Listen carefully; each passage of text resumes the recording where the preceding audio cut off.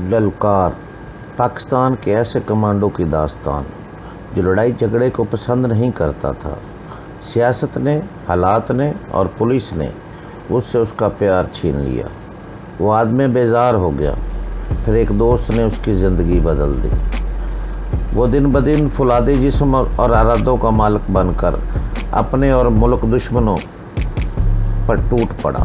दास्तान की तरफ चलने से पहले चैनल को सब्सक्राइब करें, लाइक करें और शेयर करके अपनी मोहब्बत का सबूत दें। शुक्रिया।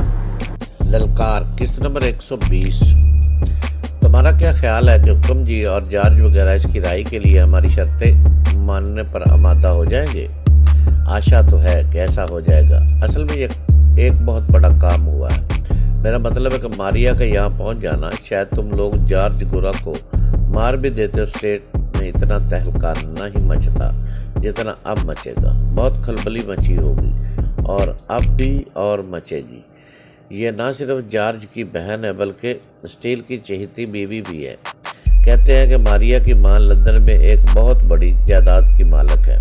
इस जायदाद की वजह से भी स्टील साहब ने अपनी बीवी को आंख का तारा बना रखा है।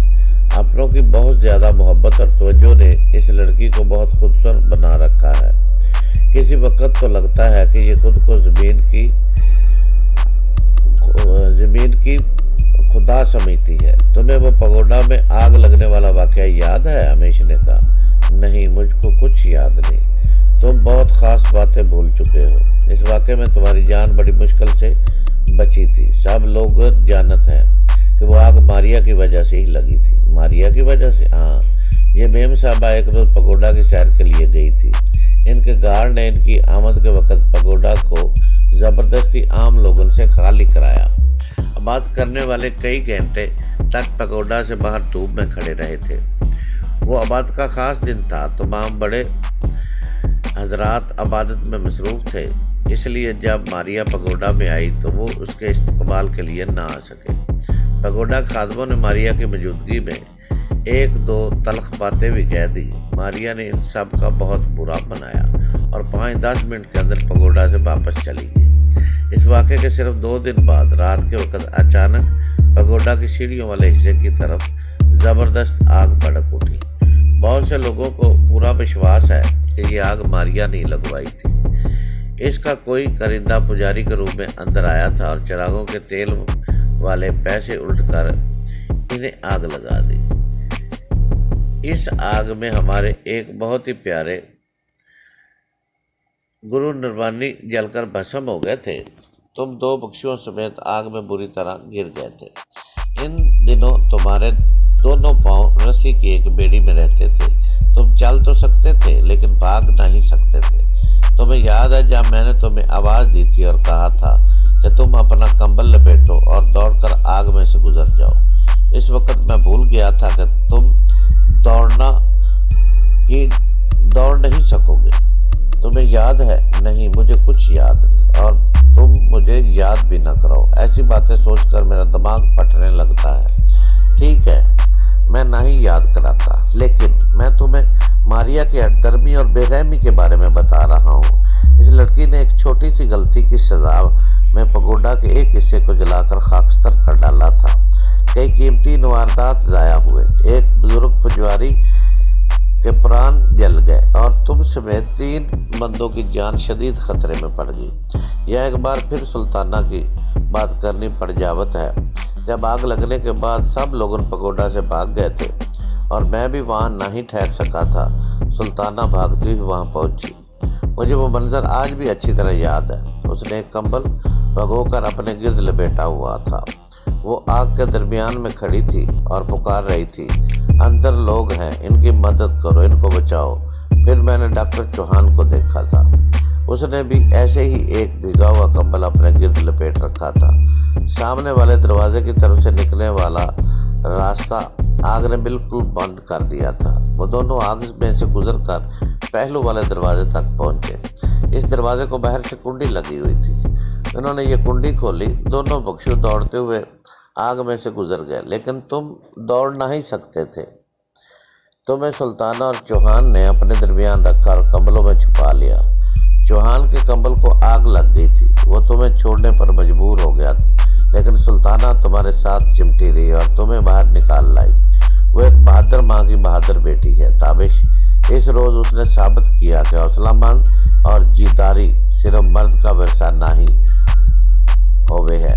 इस रोज़ लोगन सुल्ताना की हिम्मत पर आश्चर्य कर उठे थे। एक बार फिर सुल्ताना का उजड़ा पिछड़ा चेहरा मेरी निगाहों के सामने घूमने लगा।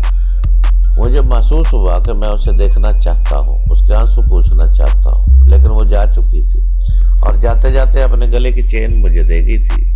खबर नहीं कि ऐसा करने से उसका क्या मतलब था। शायद ये चेन मैंने ही उसे दी, उसके साथ कोई वादा मुंसलिक हो और वो जाते जाते ये वादा ख़त्म कर गई हो।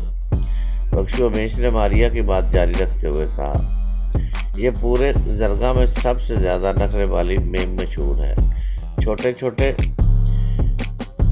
तो क्या बात है, छोटी से छोटी गलती पर अपने मुलाजमों के साथ बड़ी सख्ती से पेश आवत है।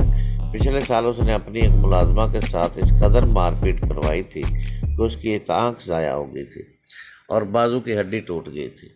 मुलाजमा का दोष सिर्फ इतना था कि उसने गलती से मेम साहबा के बिस्तर पर अनधुली चादर बिछा दी थी और इसी साल ईद से पहले उसने एक मुलाजिम लड़के को 6 दिन भूखा प्यासा एक कमरे में बंद रखा था। लड़के का दोष यह था कि उसने मारिया के पालतू अफ्रीकन तोतों को तकलीफ पहुंचाई थी। वो सिर्फ चंद घंटों के लिए इनके पिंजरों में खुराक डालना भूल गया था। शायद तुम्हें यह सुनकर हैरानी हो कि यह लड़का बाद में कभी कुछ खा पी नहीं सका और चंद हफ्ते बीमार रहकर मर गया। उसके खिलाफ किसी ने आवाज़ नहीं उठाई।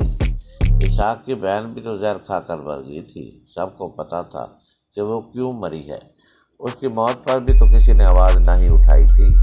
लेकिन जब आवाज़ नहीं उठाई जाती तो इसका मतलब ये तो नहीं होता कि लोगों के दिलों में गम गुस्सा भी नहीं है। ये अंदर ही अंदर पलता रहता है, बढ़ता रहता है और फिर एक रोज़ उसकी ताकत इतनी ज़्यादा हो जावत है कि कोई शय भी उसका रास्ता नहीं रोक सकती। ये अनपढ़ बख्शू अपने सीधे साधे अंदाज में बड़े ही फलसफियाना तरीके से बातें कर रहा था। उसकी बात में बहुत वजन था। मैं अपना तजज़िया करता तो मेरी सूरत हाल भी उससे कुछ ज़्यादा मुख्तलिफ नहीं थी। मैंने एक अरसे तक बेपनाह दबाव झेला था, बेपनाह जिस्मानी व ज़हनी अज़ियत बर्दाश्त की थी। मुझे ज़िल्लत शर्मिंदगी के पानी में गर्क कर दिया गया था। मैं इस पानी में नीचे और नीचे जाता गया, लेकिन आखिरकार मेरे पाँव ज़मीन से छू गए और मैं ऊपर उतरना शुरू हो गया। इस पार्डियल स्टेट के कमज़ोर लोगों के पाँव भी अब शायद ज़मीन से लग गए थे। इनके तेवर बदले हुए थे। अब वो कोहना कदरों की दीवारें तोड़ देने का इरादा रखते थे। ऐसी दीवारें तोड़ने के लिए कुर्बानियाँ देना पड़ती हैं और शायद ये कुर्बानियाँ देने और तकलीफ़ें बर्दाश्त करने का मौसम ही था। मेरा ध्यान एक बार फिर सुल्ताना की तरफ चला गया। मेरा दिल उसके लिए गम से भर गया। उसके नकर्री चेन मेरी मुट्ठी में दबी हुई थी। मुझे लगा ये चेन तप गई है और मेरे हाथ को जलाने लगी है। मैंने चेन फिर जेब में डाल ली। कदमों की चाप सुनाई दी। ये अनवर खान डॉक्टर चौहान थे। अनवर खान ने बताया कि दाने के आसपास 40 से कम बंदे नहीं हैं। उन्होंने पोजीशनें ले रखी हैं और पूरी तरह चौकस है। तो इसमें परेशानी की क्या बात है? हमेश ने पूछा। परेशानी की बात यह है कि हम फरोज को जल्द अज जल्द नल पानी पहुंचाना चाहते थे ताकि वो छोटे सरकार के सामने मोहन कुमार वगैरह के खिलाफ गवाही दे सके, लेकिन अब ये मुमकिन नहीं। ये लोग किसी को बाहर नहीं जाने देंगे। अगर कोई जाएगा भी तो उसे यरगमाल बना लेंगे।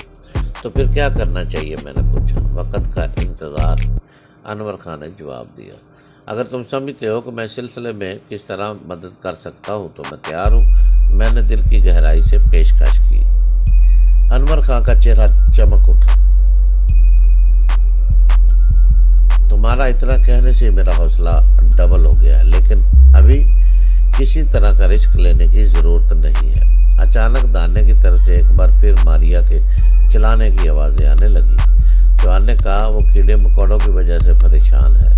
अब उसके लिए यहाँ कीड़े मारों का इंतज़ाम कौन करे? अनवर खान ये कहते हुए उठ गया। मैं जाकर देखूं कहीं इसाक उससे फिर मारपीट न कर रहा हो।